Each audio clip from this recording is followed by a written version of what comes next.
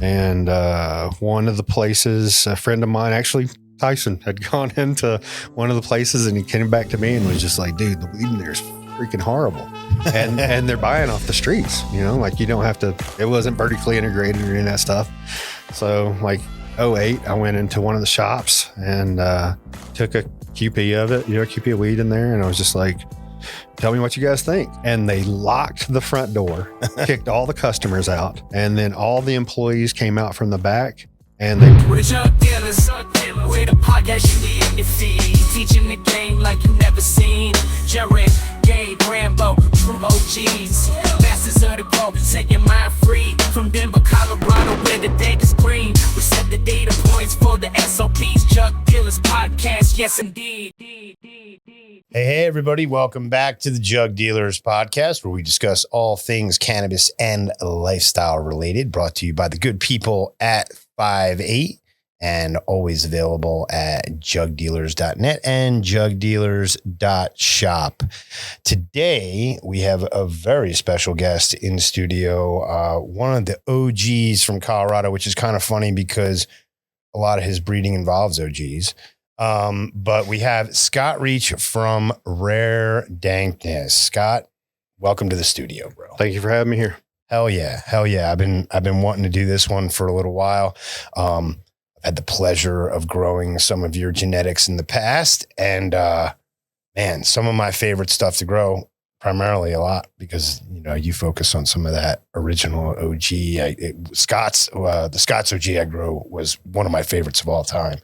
But as usual, we're gonna dive into some of your history, how you got here, and then you've done quite a bit, so I think we'll have a lot to talk about as far as what you've kind of done for the industry. So first off, why don't you tell our listeners, where you grew up, kind of what your childhood was like a little bit. We'll start there. Yeah, man. I grew up in a little town called Sheffield, Alabama. It's in the northwest corner of Alabama, right on the Tennessee River, Bible Belt, So I was a kid that had to be good on the outside, even though I was a little bit of a wild child. Youngest of 3 siblings. My parents were divorced at a young age, so my mom was, a full-time worker. So for the most part, I was raised by my grandparents. Many people know the strain Leroy. Yep. Leroy was my papaw. He's the one that spent pretty much every day of his life rearing me, teaching me to garden, teaching me to appreciate the outdoors, teaching me to appreciate life. Rural kid, I grew up in Sheffield's kind of a city, but my granddad lived on the outskirts, had a couple acres that he had a big garden in the backyard, farmed all kinds of stuff. At some point in my childhood, he got into strawberry farming. Mm-hmm. So I spent most of my preteen years picking strawberries and tilling strawberry beds and all that stuff with him. And then in the wintertime, I do preserves and canning and stuff like that with my grandmother.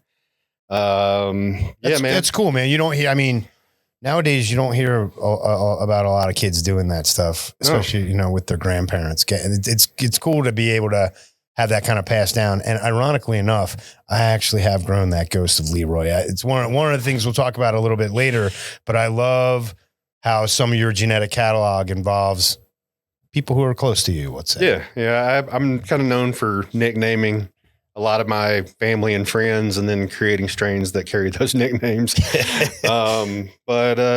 So I grew up, middle lower class, freaking just enjoying life with my granddad, fishing all the time, gardening, got into cycling when I was, probably 12 or 13 or so. Mm-hmm. BMX, freestyle, skateboarding, all that was kind of big at the time. My early part of my life, I worked in the bicycle industry for about 17 years. So I was a master mechanic, master wheel builder, custom frame builder. I went to school for welding. So I worked for a really high-end Black Sheep Cycles up in Fort Collins. It's funny. I forgot that about you with the welding. You made some comments in the past on. So I was like an apprentice to James Blakely up there, at Black Sheep for a little while. He taught me a lot. Welded for Department of Defense contractors, like right out of school, and pretty early realized like that was not what I wanted to do. Was a weed grower through all that, but I think a lot of people are one chapter. I like to think that I'm a novel, right? Like I've had a lot of chapters in my life, and it went from farming as a kid to bicycles to weed, in there. And then I carried on through bicycles and welding until I got to a point where I had to make that decision whether cannabis was going to be my, the path I followed, or if I was going to go off and be a welder for the rest of my life, So let's talk. I want to bring this up now because you kind of tickled it so far, but there's a funny story that we had to dig deep for to pull up on the internet. But there's a story where we have a picture of you and Martha Stewart and a bicycle. You want to explain how that whole situation happened? Yeah, man. So I got my start in this little bike shop in Sheffield, Alabama called Bikes Plus, and they still there? I don't know if Tony still has that shop. I haven't been home in years, so I couldn't tell you, man. But it was one of those shops that as a 15-year-old kid, within a year of working, I was so dedicated to it, 16 years old, 10th grade high school. They made me like the service manager of this little shop. So I really focused on the mechanics and wheel building and frame building and, all that type of stuff. And in college, I went to Mobile for a little bit, to USA down there, and worked in kind of a high-end shop that was down there. And just college was never for me, I do know, yes. like I was studious, but I just hated it, So bills started piling up, life started happening. I was really young, like 19 at the time, 20. And this opening for a bike shop in East Hampton, New York came open out on Long Island. And the Hamptons were known for, and still are, for the rich and the famous. And so I applied for that job, and the owner called me up and was like, listen, dude, you got a freaking stellar, resume. You get up here, you try out. I like you. You got the job. And it was like, this is 94, 95.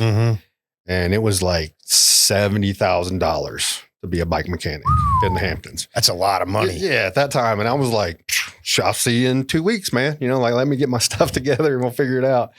So at the time, me and Pamela were early in my wife now, or we're early in our relationship. And I was just like, listen, I'm going to go to New York. If you want to come with me, come with me, and we'll try to get this life going.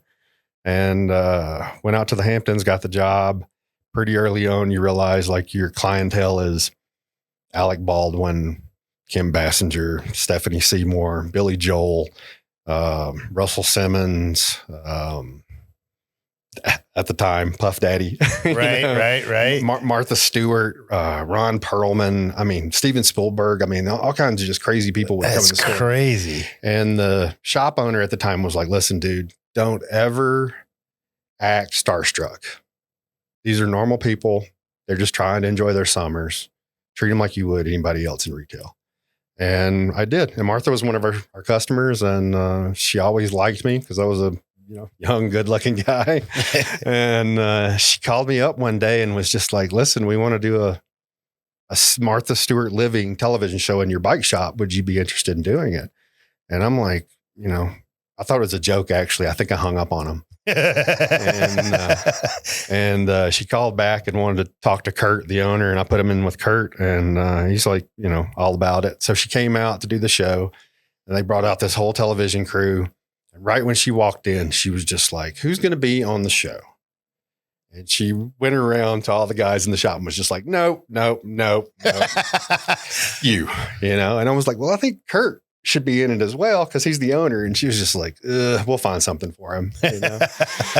So it was like how to fix your bicycle, how to keep it maintained, all that type of stuff. And she's always been an amazing lady, amazing business person, all that. She had a crazy reputation, way back then. And that was all before she went to jail. And, yeah, she came out to the shop and did her thing. And, I think 3 months after that, I had dreads. So it's fortuitous that when you see the picture, I'm all long haired, baby face and all that. And then, if you saw a picture of me 6 months later, I was a dready, So, I've been there. Yeah. That's a funny story. And that's a really cool experience, man, to be that young, especially back there at that time. And, I grew up kind of in that part of the country and we're about the same age. So, that's definitely, dude, that's a cool experience to be able to have. And especially be making, that kind of money at that age, doing something you really love is pretty cool. So what's your first experience? Okay. Let me go back. Did your grandparents, did they smoke at all? Did they no exposure with them as far as cannabis? I wouldn't expect it. People, I was known as Moonshine, back in the forum days. And my granddad Leroy was a lifelong alcoholic, but a great alcoholic, not one of those guys that gets not a nasty one, abusive or loud or ugly or any of that stuff. Like he'd play the banjo and dance and, just cut up and whatever. So, he had a different outlook on life as far as what your vices were, and first time I smoked weed, I was 11. I can remember. Wow. I was always a bigger kid, had older sisters. So the kids that I ran with were 3-4 years older than me at the time, also being a bicycle kid, you ran with a bunch of hoodlums. A little bit of a rougher crowd. Yeah. So I was like 11. This kid, Richie, was like, hey man, my brother just got a new graphics bong. You guys want to go smoke some weed? And there was like 3 of us. And I think 2 of them were like, no, I got to be home for my mom or whatever. And my mom at the time, she was a banker, commercial banker, and she was going to school as well to be a loan officer. So she was like never home. So I was like, yeah, let's go over and freaking try it out, whatever. So we go over to his house and I didn't know how to work the freaking carb or, anything. He lights it for me. I'm trying to pull the aluminum slide. It doesn't pull out. It's got a carb on the back of it. I ripped this huge hit and I got so freaking stoned. And, people were like, oh, you never did high your first at time? 11, dude. I got so stoned. He lived on a cul-de-sac. We went out and got on our bicycles and just rode circles around the cul-de-sac for what seemed like an hour. And like in the midst of that, he lived at the bottom of the hill. I lived on the top of this big hill and I hear my mom's voice, Scott, come home. And I'm just like, yo, did I just hear my mom freaking yell at me or am I hallucinating that? And he's just like, no, your mom just yelled at you. And I'm like, oh my God. So I'm on my bicycle, like riding up the freaking hill, just stoned as I possibly can be. And, it seemed like it took me an hour to ride home and it's 10 minutes, I get home and my mom is just like, what is wrong with you? And I'm like, I gotta go to bed, so I was able to like get past her, like keep it under wraps and, go to bed. But we would, we'd puff as a bunch of skater and, biker kids all the time. And it was never really my thing at that age. I'd smoke just as a social thing with people. Right. And then when I got into high school, I was really into basketball. So I was trying to like stay that straight and narrow, but we party on the weekends and all that type of stuff. But for me, like growing my first plants, it was totally an accident. Me and my friends that I skated with were hanging out in my backyard. We had this big wooded lot in the back of my yard and my mom had a really nice compost pile that she fed pretty often. And Jimmy or somebody threw a bunch of seeds into the compost pile and they came up, like over the summer. Mm-hmm. And I was home one day, 15, 16. Yeah, I'd say 15. It was probably the summer right before. It's perfect. You actually segued right into my next question, so I don't even have to ask it. Yeah, so, I'm like at home playing Sega or Nintendo. And again, my mom, she wasn't very active. She worked. That was her thing. And I did most of the yard work and gardening and stuff like that to keep the yard nice. But she was outside mad about something. And I could tell from her voice where she was in the backyard. And all of a sudden she's like, Scott, get back here. And I walk out and I can see where she's at in the backyard. And I'm just like, oh my God, she's back there by those plants. So I walk back and she's just like, You knew they were there already? oh yeah. I mean, they were, 2 to 3 feet tall. It was like July. I was just saying they're not flowering Yeah, yet. it's not flowering yet, just like whatever. And I walk back there and I'm just like, stomach in your throat, heart's in your throat, gripped up. And she's like, does that look like marijuana to you? And I'm like, wow, yeah, I don't know. I've never even seen that plant. I don't know what marijuana looks like, Mom. Yeah, and there's a plant that grows in the South. I don't know its real name, but people in the South call it poke salad. And it's just this green and purple plant that grows real tall and grows these purple berries and kind of stuff all over it. And I'm like, looks like poke salad to me, And she's like, no, that's marijuana. And my middle sister at the time was a wild child, like she put my mom through it. And I was just like, yeah, it's probably Melanie's. And just threw her under the bus as fast as I possibly could. And, they got ripped up. They didn't get finished, none of that stuff. So like no success story on your first time growing plants or whatever by accident. But years later, when I became a professional within this industry, my mom was just like, you know what? Were those plants in the backyard, your plants or whatever? And I was like, yeah, I didn't want to admit to it at the time. And she's like, you better call your sister right now and apologize. She's like, I gave her so much shit for that for so many years, So that, that was kind of the segue into first time he threw seeds in the ground. I didn't know what I was doing and I didn't get to finish it, but I at least got to see what they look like. And they're, cannabis is a beautiful plant. And really my first foray into it was once I got to the Hamptons. Mm-hmm. So, 94, 95. That's early, bro. We had a lady that we lived with who had this beautiful $1 million mansion that had a bottom floor that was finished that she didn't use. And she rented it out to us, and it was out in the woods in the Hamptons. And, he had a pool and big landscape stuff on the side of the pool. So every year, we'd rip some plants in there, and then me and the boys from the bike shop would grow. There was like swampy estuary type of areas out there on the bay.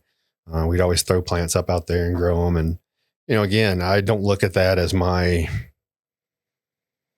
was like kind of an introduction into growing cannabis, but it was nothing I ever took serious or any of that. It was all bag seed or,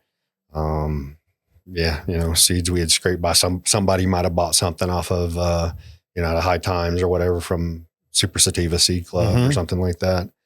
But I went to Amsterdam and right around that time, like so 94, 95, 96 was the first, like that winter was my first trip over to Amsterdam. I saw a lot of pictures of you with Soma. Did you meet Soma at that time or no? Man, I've known Soma for years. I met him this summer in Amsterdam, and by far one of the most incredible humans I've ever met in my entire life. Soma's an awesome dude, man. Yeah, he's a special dude. I'm actually hoping to get him on here next month. Okay, nice. But he's an unbelievable dude. For our listeners, man, what was Amsterdam like in 1995? I know we've had Adam on talking about it, but as a visitor, what was it? What was it? Like? That was kind of like the beginning of the High Times Cannabis Cups, like when they really started taking, hold. Companies like Greenhouse and Sagamartha and coffee shops like Gray Area and places like that. Yeah, I went to the Gray Area. Really making their mark and setting their, getting their foothold. And a lot of that was in thanks to the press that they got from High Times. But must have been wild to like go to a place it was crazy. And smoke weed outside. Like I can remember going into the first coffee shop. Greenhouse was the very first coffee shop I ever went in, and they had one with White Rhino and White Widow, and maybe Super Silver Haze was one of theirs at the time. Shanty Scott was actually growing and breeding at that time for him. And I can remember going in, I bought a gram of White Rhino, rolled up a joint in the greenhouse there right off the red light district, went back to the damn square because I was supposed to be meeting some buddies that were staying in a hostel, smoked that joint and was basically passing out like in Damn Square from jet lag and everything else, when like my bros came in and were just like, dude, you were supposed to wait for us, you know? And I can say it was interesting coming from America, where at that time it was so just not something you're supposed to have anything to do with, to go to a coffee shop and walk in and them give you a menu and then bring out individual containers for you to look at and smell. Like it was awesome. I think for a lot of our younger listeners, it's probably a little hard to relate to that because cannabis has just been around for so many people. Yeah. But for people our age, you know, Amsterdam was kind of the Shangri-La for a lot of people because it was a place where it was legal. It was, you didn't have any of these issues. I think the biggest thing that the American cannabis industry is like lacked is having those social clubs to be able to go and hang out with people and relax and have a place to smoke. And, you know, so where you're not bringing it back to your apartment or your house where you might have kids or, you know. Well, and cannabis is a social thing. You know, I spent some time at the gray area when we were in Amsterdam this summer, and, you know, it was really cool to be, you know, hanging with different people from different countries and just talking, you know, just being social and just kind of enjoying a joint, you know? So, that's cool, man. I mean, that's cool that you got that experience that young. You know, I know there aren't a lot of us who were traveling over there. Just, you know, it just kind of wasn't. I mean, there were a very select few of you guys who kind of went over there and discovered the scene and really brought back, you know, some of that ethos from that scene, which I think is really special. I want to shift gears a little bit, and, you know, we'll tie all this back together in a couple minutes, but I want to talk about the forums, because I know you were a big part of the forums. You said your name was Moonshine on the forum pages. Let's discuss that a little bit, because I think for a lot of our listeners, that the whole forum thing is just kind of foreign. Yeah. You know what I mean? And so for any of you who don't know, you know, when cannabis was still pretty heavily illegal, there were these pages where different people would talk to each other and everybody kind of had their own nickname. Yep. But why don't you talk about that with us a little bit? Yeah, man. So late 90s, there was Heaven Stairway, Cannabis World, Overgrow. You know, there was a few forums out there. Overgrow was kind of where I, you know, planted my flag. But it was, you know, the original social media, but not being social. Right. You know, it's funny you say that, because I never really thought about it like that, but you're absolutely correct in that. It really is the original social media. That's a really good way to coin it. And people that were on there, just like on social media, they had different agendas. You know, my agenda was like not really becoming friends with people, but it was to have like-minded individuals that when you had a problem in your grow, you could reference to other people who may have experienced that same, you know, problem or whatever.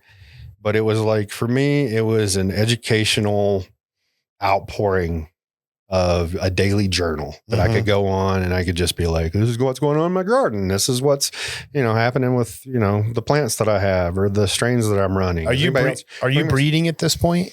As soon as I started growing seeds, I kind of started making my own seeds, because there weren't a lot of people that were dealing with clones at that time, as far as like, you know, friendly dealing with clones. It was a lot of like clone hoarding, strain hoarding and stuff like that. A lot of gatekeeping.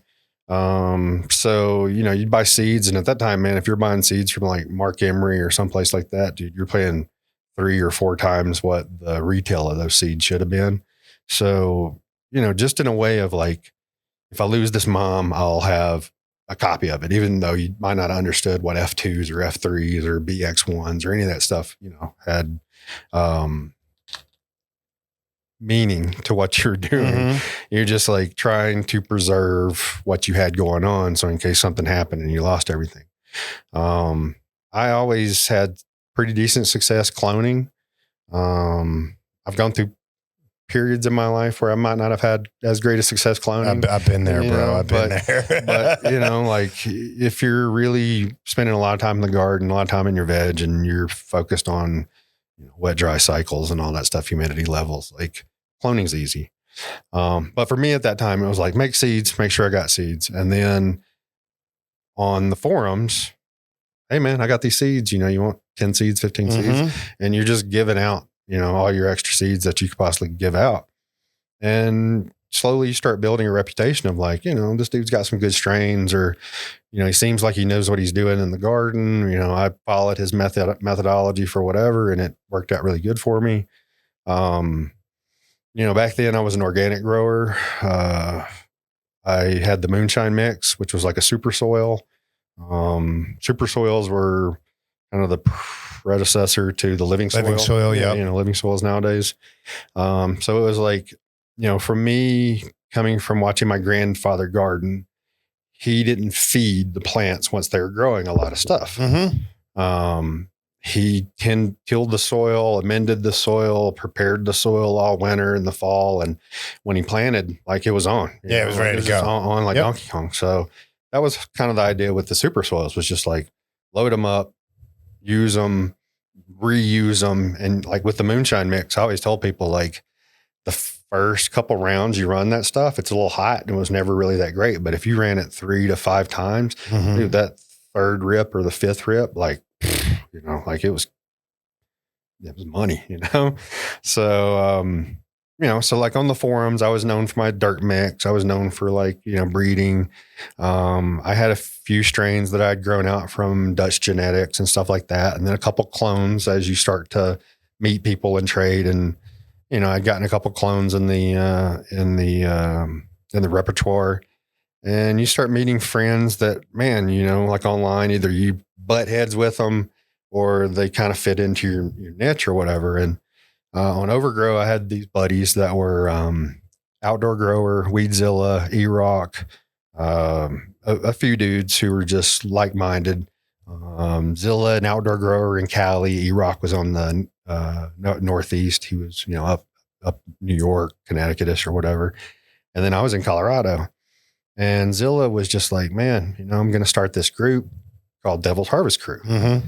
And only way to get into it is you got to have something willing to put in, and someone has to recommend you to be in the group, and then someone else has to like back up that recommendation. So DHK, Devil's Harvest Crew, started around 99 Y2K. Wow, I didn't realize it was that early. Yeah. Initially, it was just, a few guys trading the clones that they had within their stockpile. And I guess one of the other things that made us kind of different were we were seed growers as well, commercial seed growers for, other companies. And where most people will be like, I'm going to buy 10 different things. I'm going to buy 10 packs of seeds. I'm going to get 10 different things. We would buy 3, but buy like 3 packs or 4 packs of those 3 strains. So instead of growing 10 or 12 seeds out, you're growing 50 seeds out. So people always, I always tell people what you would select out of 10 is different than what you would select out of 100. And I think that's really hard for people to kind of grip because, a lot of people are like, look, if I'm paying $100, $200, $300 a pack, I want to find something out of that. Not to mention no one has $3,000 to spend on 10 packs. Yep. And then the reality is too, when you spend $300 on a pack, it's really tough to throw anything from that away. Whereas when you grow 100, the 10, any one of the ones that you selected from that 10, you'd be like, I never would have selected that if I had seen another 90. Here's this old post I found right there from Moonshine. Look at that. The internet's forever, baby. Oh God. So kind of the initial thought and goal with the DHK was it would have this membership of clone traders who would openly give out their clones, trade their clones with other members, with the knowledge that, on the outside of that computer, that dude probably has 3 or 4 buddies that he's going to give those clones to as well. So it was kind of opening those gate kept genetics in a way, to other areas, and that was kind of the thing was since we were in different regions, every region back then kind of had their, mythological cannabis strain, and to like search out the people that were growing that and then be like, hey man, I've got 10 strains. I'm going to trade you for that one clone. You want to do it? Initially it was a bunch of no's, but like 2003 through 2005, there were hundreds and hundreds and hundreds of strains that we were able to source and trade, freely throughout the group. And, I look at that as to what was happening here in Colorado. At the time I was up in Boulder. When did I was going to ask you, when did you move to Colorado? Or late 90s. So right. Not 98-ish, 99. Yeah. It's about the same time I moved here. And honestly, it's funny because I had been growing cannabis up in Montana in 96. Sure. And even then that state was like kind of red. It wasn't kind of red. Yeah. It was totally red. Yeah. And so moving to Colorado was, I think for a lot of us in the late 90s, moving to Colorado was kind of the safe place to grow. And, it was decriminalized here. Right. So. And understand, it was still federally very, you were still looking at a lot of time, but Colorado was at least the friendliest for a lot of us. Colorado and California, we'll say. Yeah. I mean, I had a friend in New York right there in 98, 97 that got hit with 40 pounds, I think, and not a small grow, but a house-sized grow, out in the Hamptons. He got 7 years. Whew. And at the very same month, I had a buddy that was in Boulder who got hit with 1,400 plants and like 40 grand in cash and, a few pounds. Got 3 years probation slap on the wrist. Don't do that again. Yeah. So it was like, that was kind of eye opening. Right. And I think for a lot of us, that was kind of, that was one of the reasons a lot of us kind of moved here. Yeah. Yeah. So, I came out here and had my bros in Nederland, had my bros in Ward, had my bros in Estes, Fort Collins, Jamestown, the whole, Rollinsville, everywhere. So where were you at the time in Boulder? Were you Longmont? I was Longmont for 3 or 4 years, and then I was up in Estes for 15. Yeah. So not Estes proper, but Pinewood. So like right midways up that canyon out of Lyons.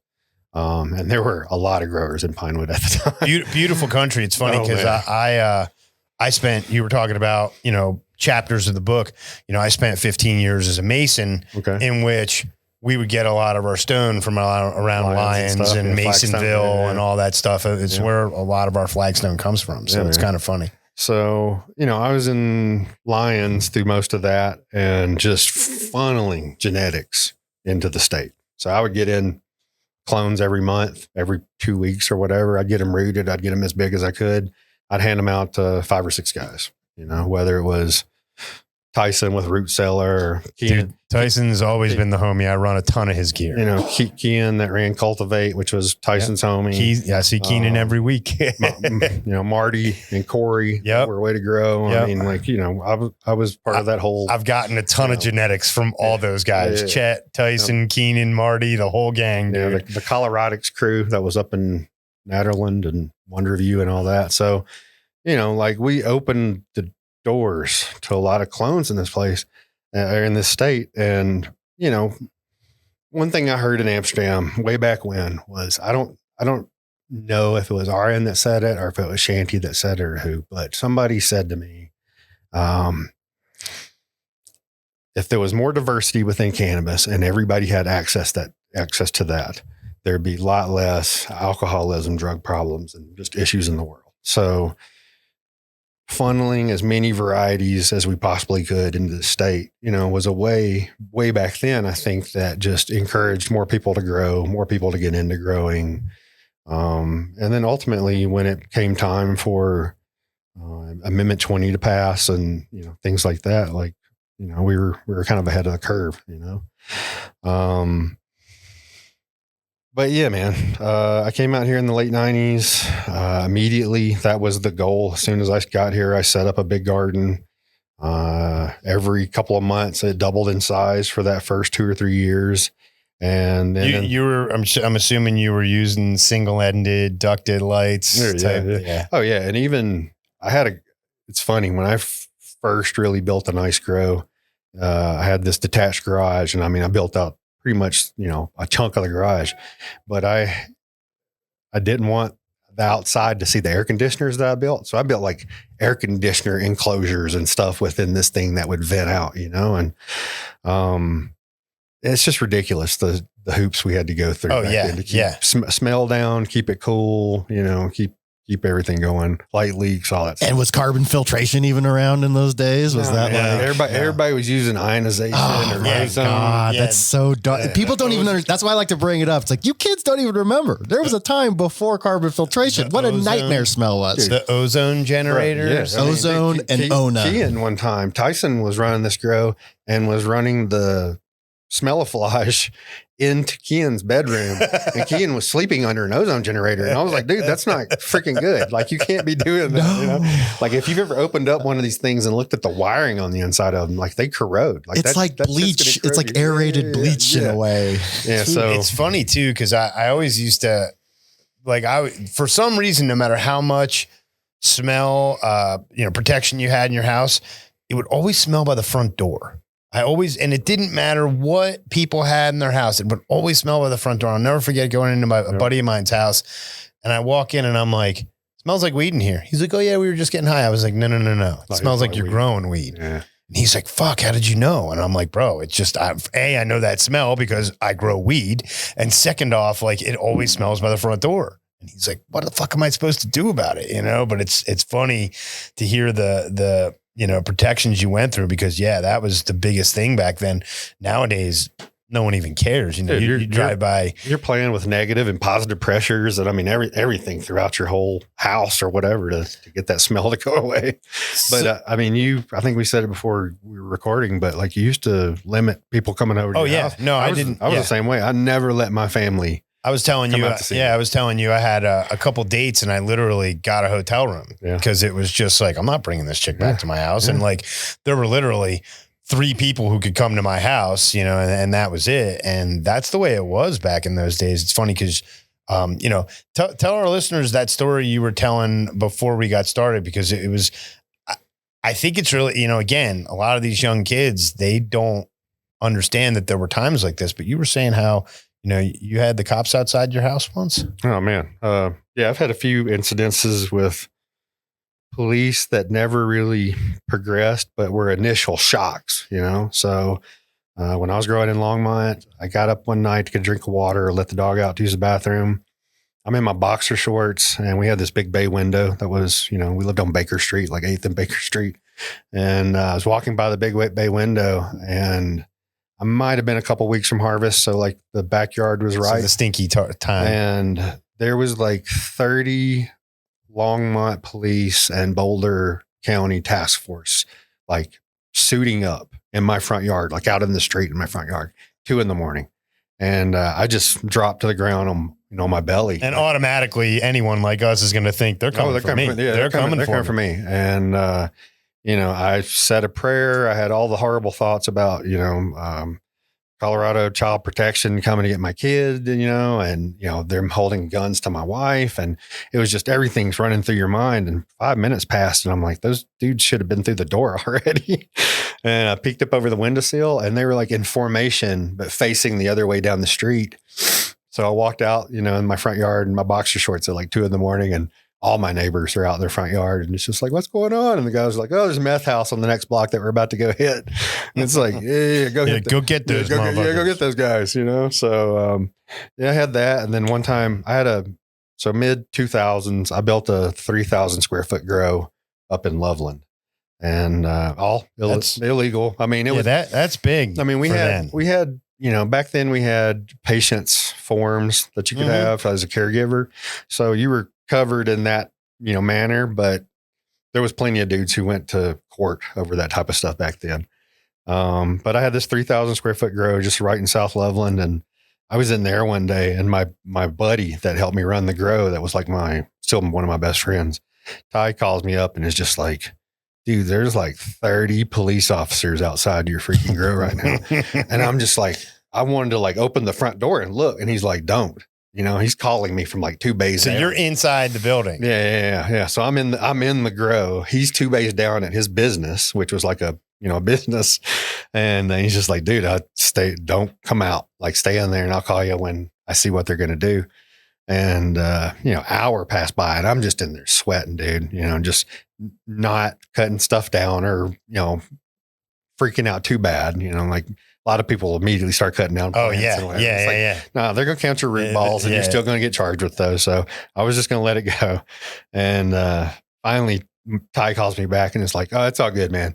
Like the guy next door to you committed suicide and they were in there dealing with that. And it was just like, oh my God, that's horrible. Jesus. So, no. And then when we first opened House of Dankness, somebody pushed the, emergency silent alarm. And dude, we had, 15 Denver police through the door within like 30 minutes. Like, you're lucky. They don't even show up nowadays. Guns drawn and everything. And it was just like, all right, the silent alarm works at least, So let's talk about how you got into breeding, how you kind of ended up starting Rare Dankness. Yeah, man. So Moonshine was making seeds. Moonshine Seeds was on Overgrow.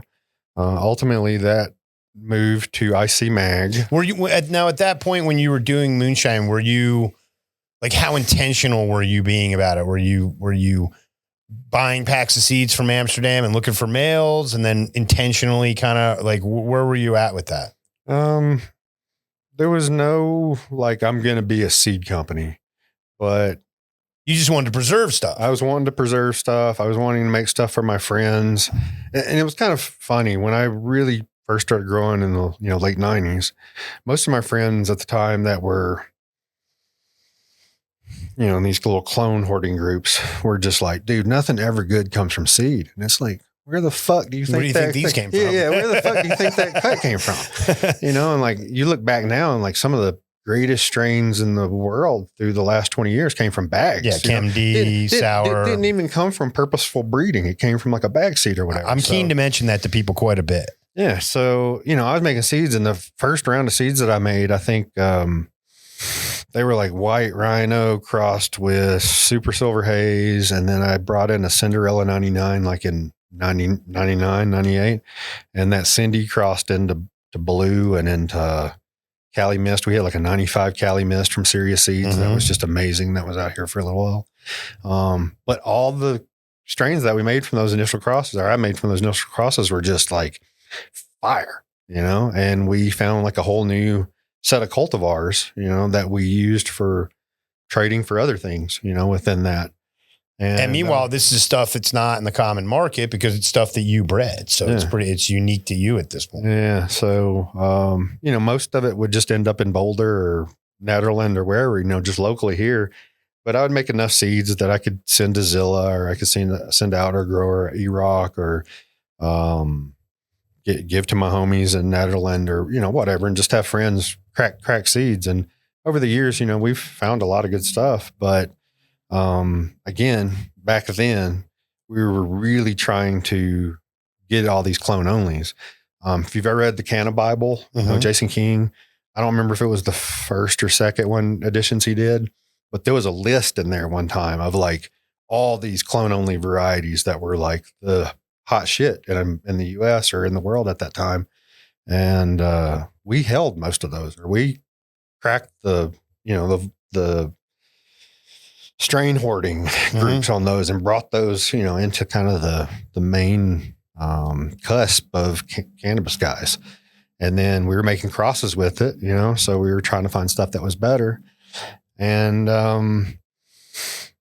so Seed Base started up after Overgrow went down, and that was part of the International Cannographics magazine, IC Mag. And Gypsy, who ran that, was doing a good thing. He made this like eBay type of site that home breeders could go on, put their seeds up, and people could bid on them. You could either do a buy now price, $20, $30 or whatever, or you could let people bid on them. And I mean, some stuff bid up over $1,500, $2,000. Wow. So, there was a couple of guys back then that got caught bidding their own stuff up, and that was never cool. But, it was cool to see like, oh, people are willing to spend, $100 on a 10 pack of seeds or 15 pack of seeds, and for me, even growing cannabis, and this is one of the things I try to tell people when, they go, oh, you're such a part of Colorado's cannabis thing, whatever. I never intended to be, everything that I did for cannabis back then was for my own taste, and it still is. You know, I breed for my own taste, for my own personal Dude, likes. you have not, yeah, I will say it right now. When I look at your catalog, you have not succumbed to the candy. I don't like candies. Nonsense. I don't like sweets. You know? I didn't like fruities back then. Like even the tangerines and lemons and stuff like that. Like I like the lemon G and all that, but you know, the fruit and the sweets and the candies were never my thing. And I actually used to joke with my buddies and be like, "Oh, you like those sweet flavors, huh?" But OGs and hazes, you know, were always where the exotic hazes always had just the most exotic flavors of, you know, sandalwood and cedar and electric lime. And I mean, just like, you know, whatever. And yeah, I've grown your Ghost Train haze, and honestly, one of my favorites, you know, just such amazing flavor on it. Yeah, man. So, you know, I banged out the Seed Bay forums for a long time, or the board for a long time. And I would go to Amsterdam every year and see Gypsy and, you know, all those guys. And, yeah, at some point around 2007, 2008, I think I started looking at my life a little differently. Just, you know, like cannabis was really popular in Colorado at the time. The price was $300 an ounce, $350 an ounce, you know, across the board. You could get, you know, 1,200 or whatever for a Q, you know, No problems. No problems. No questions. I never was a dealer. I had a couple of buddies that would come pick up everything that I grew and then just give me straight cash, you know? So like I never played in that realm or anything like that. So, I never was trying to be a millionaire. It's funny because I was the same way. And my whole justification was the ounce guys and the quarter guys are the ones that get you busted. Oh yeah. You know, it's when they get in trouble, they're the first ones to be like, "Oh yeah, this is the guy I got the weed from." Yeah. Whereas the people who come and buy like 20, 30 pounds off you, they know the rules. Yeah. You know what I mean? So I was very much like you in that respect where, yeah, whatever my harvest was all went to one person. They paid me out cash. Even if I had to take a little less for it, it was just like way better than dealing with every moron, because you're like, dude, these are guys going to get me in trouble. Yeah. So for me, like I worked a normal job. I had a normal thing. Weed was something I did on the side, even though it was a big part of my side. And, you know, 2007, 2008 came and I was just like, man, either I'm going to start welding and just grow a lot less and deal with the piss test and everything else, or like I'm going to go for it, you know, like I'm really going to go for it. And at the time in Colorado, there was maybe 2 shops operating. 2008, there might've been 2 shops operating, just kind of, you know, on the low. And, one of the places, a friend of mine, actually Tyson, had gone into one of the places and he came back to me and was just like, dude, the weed in there is freaking horrible. And they're buying off the streets, you know, like you don't have to, it wasn't vertically integrated or any of that stuff. So like 2008, I went into one of the shops and, took a QP of it, you know, QP of weed in there. And I was just like, tell me what you guys think. And they locked the front door, kicked all the customers out. And then all the employees came out from the back and they broke the QP up and bought it all themselves. And I was like, no, that was for the patients. Not how that's supposed to work, like but that was for the patients. And they were just like, whatever you can bring in, you know, we'll buy.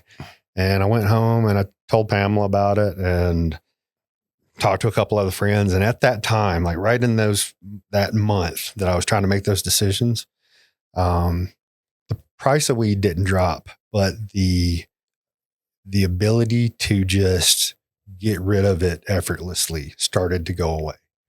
And I had a couple of buddies that were just like, man, like I normally sell a QP a day or whatever. And like, I'm sitting on these Qs, you know, for a couple of weeks. And I kind of got at that point, like it's changing, you know, the whole market's changing. Like if you don't have a shop, you know, you're going to go away or you're going to result to just sending to out of state people or whatever. So, I went to Longmont and I found a space in Longmont, like between Longmont and Boulder. That was not really unincorporated, but you know, it was still within Longmont, but on the outskirts.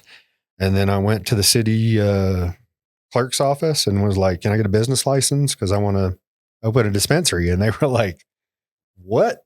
And I was like, you know, like we have this caregiver rule that, you know, you can sell your extras to cover your, cost of growing and whatever. And, there's a couple stores open already, and I think I'd like to do it. And the girl went to talk to like one of the city managers and came back and was just like, all right, here's your license.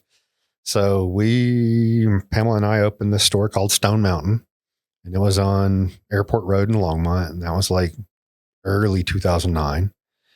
And yeah, I mean, there had to be, a handful. I'd say, we were probably one of the first 25 or first 50 shops at that time in the state.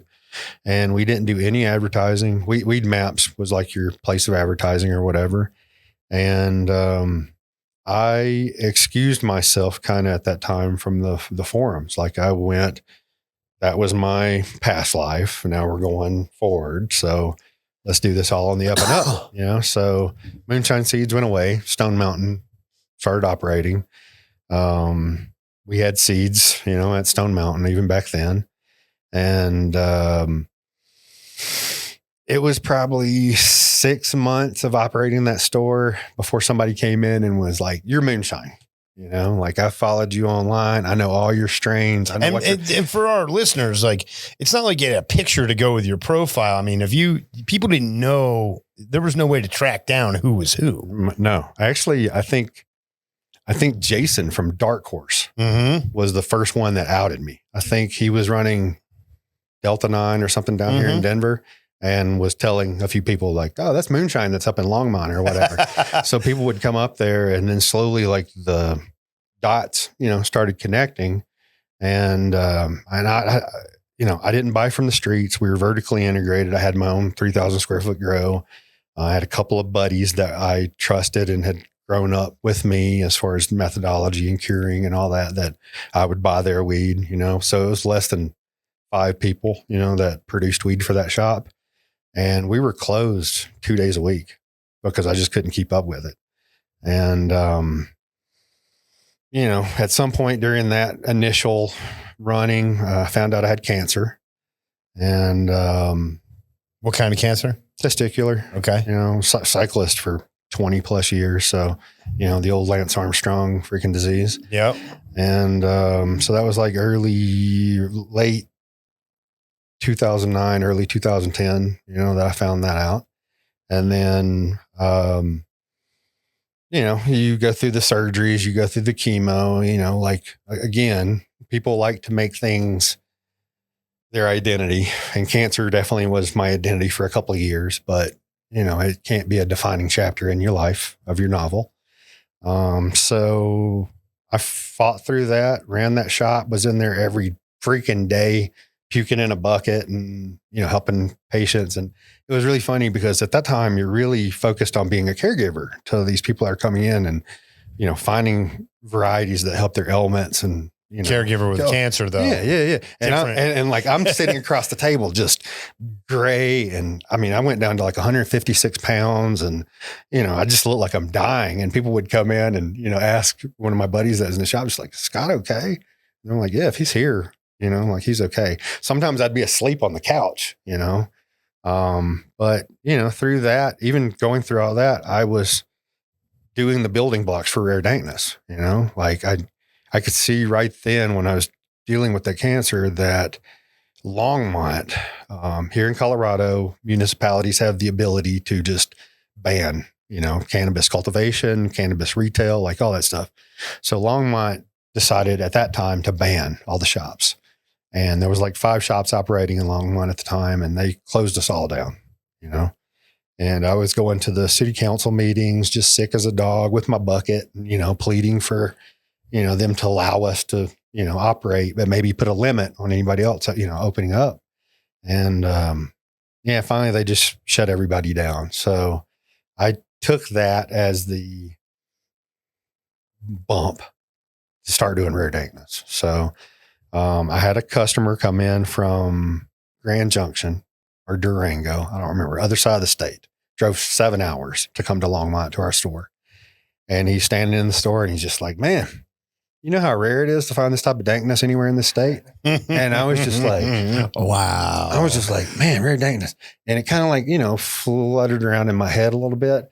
And initially I thought it would that'd be a good name for a strain, like a good name for a strain. But when you start talking about brands within the other realms of the world, whether it's clothing or whatever, like, the ones that have unique names or unique logos, usually stand out, and a good brand has a good backstory. You're just not a commodity seller. You have like a good story for it. So, I put together the Rare Dankness initial like seed packaging. It didn't even have a skunk at that time. Like it was like a top secret looking stamp, Rare Dankness. Mm-hmm. And, had a buddy that was, into design, and I was like, hey man, like help me come up with the logo. And this is what I'm thinking, like I want it to be recognizable, without a name. I want it to like, if you could stencil it up or graffiti it up like a street team, they could do it really quickly, like whatever. Like I want to have it to have some homage to Colorado, So, there was a few initial designs, and that skunk was part of a military patch. Like the dude did like a, Skunk Works military patch. And I was just like the face. Right. Skunk Works was what did the SR-71 Blackbird and stuff. Yeah. So I was like, just take that face out of there and like, let's do something with the face. And then over like a few months, Earl, who was the skunk, kind of came from that. But, and you guys as I remember, part of that is the flat irons. Yeah. If you look at his eyebrow, there's the flat irons, so that's my homage back to Colorado. But again, many people build brands. Not many people can build a brand and still be recognized as an individual. So for a lot of time, people were like, just Rare Dankness, Rare Dankness, Rare Dankness when we first came out, because again, I wasn't tying Moonshine or Stone Mountain into that next thing. Like me as a brand creator, like that's what I really take pleasure and pride in, is like, I can stop doing one thing and start something else. If you've got passion and drive and all that, like you can make anything work, So, forever, for a few years, people were like, oh, there's Rare Dankness. I wonder what happened to Moonshine. And then we won the initial Cannabis Cup in 2011, Sativa Cup in Amsterdam with Moonshine's Haze. People were paying attention. Oh, that's Moonshine's Haze, So, I've never like tried to reference back to what I'd done in the past, always going forward. But again, when you've, just grinded it out for years and years and years, people, it's cool that people recognize that, that hard work. But again, like the hard work was never for creating legalization or being part of legalization or any of that. It was just me trying to make good strains for myself and for my friends, and still to this day, like I pride myself on my breeding work. You might find a Runts cross or something like that, but like, I'm not a dude that's running out to get the new Skittles or the new apples and bananas or like, whatever. No, you're like I do my own thing. Yeah. I pulled up some of your strain list here, and, a lot of your stuff is very, cornbread, the Flow OG, which actually, I remember back when iRock was growing that and came in second in the ADSI. Yep. Unbelievable. It's one of the first things I grew when I got to Colorado, and all my friends nicknamed it the Flug. Yeah. Right. Like, oh, the Flug, get me more of those Flug, man. Yeah. Now referencing what we were talking about earlier with you kind of naming genetics after some of the people who've been important to you, the Leroy, the Jenny Kush, and the Pamelina stand out to me. Yeah. Shout out to Jenny. She died like the year I got here. Right. Yeah, man. So Jenny was like when I travel a lot. Jenny was like my housekeeper and my, dog sitter for my bulldogs and stuff. And, when she passed away, that was horrific. And, like one of the things that I've always tried to do within this industry is, look out for the people who are struggling. When I had Stone Mountain, we had a indigent program, which I don't know any shops that do indigent programs where you can come into my shop and you can prove that you've got terminal cancer, AIDS, or anything like that. I'm going to give you weed at the lowest price that I possibly can allow by the state, just to help you and get you through. That was kind of one of the things I asked of the people that grew for me when we had Stone Mountain, was just like, give me, like, I'll buy all the weed that you can make or grow, but just give me an ounce every month so I can like dole it up to people that really need it. And most of my guys didn't have any problems with that. There was a couple that were just like, oh man, like you're cutting into my income or whatever. And it's like, bro, you got handed 99 patient, things for 6 plants each, and you can't hand over just a single ounce to give to somebody that's dying. Like that's a problem. So when Jenny passed away, man, she had 4 kids that were young at that time. And all I could think to do, because I have 2 sons of my own, was just like, if something happened to me, I hope the community as a whole would come together and rise up for my kids or my wife or something. So we created that Jenny Kush to just, for the first, I think 5 years it was on the market after she passed away. Every single penny that came from that went to her kids. It went to a trust, that went to her kids. That's incredible, bro. Yeah, man. So